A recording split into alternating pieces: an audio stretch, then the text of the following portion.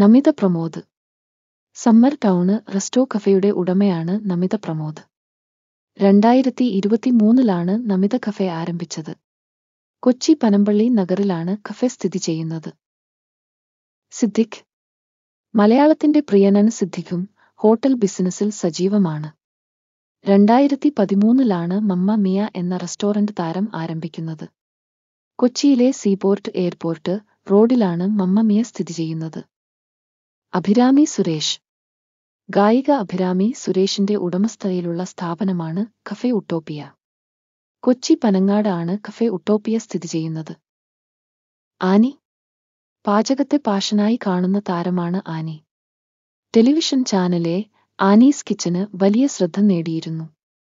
Rings by Annie എന്ന പേരിൽ ഹോട്ടലും ആനിക്കുണ്ട്. തിരുവനന്തപുരത്തും കൊച്ചിയിലും റിങ്സ് ബൈ ആനി പ്രവർത്തിക്കുന്നുണ്ട്. ആഷിഖ് അബു. സംവിധായകന് ആഷിഖ് അബുവിന്റെ ഉടമസ്ഥതയിൽ ഉള്ള സ്ഥാപനമാണ് കഫേ പപ്പായ. കൊച്ചിയിൽ 2013-ലാണ് കഫേ ആരംഭിക്കുന്നത്.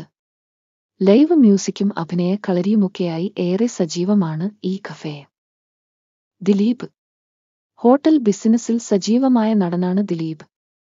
കൊച്ചിയിലെ ദേ പുട്ട് എന്ന റെസ്റ്റോറന്റ് വളരെ പ്രശസ്തമാണ്.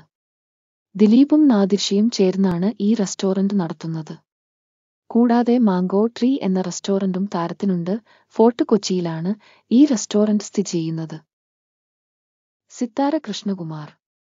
കൊച്ചിയിലെ മികച്ച കഫേകളിൽ ഒന്നായി കണക്കാക്കുന്ന ഇടം ആർട്ട് കഫേ ഗായിക സിത്താര കൃഷ്ണകുമാറിന്റെ ഉടമസ്ഥതയിലുള്ളതാണ്.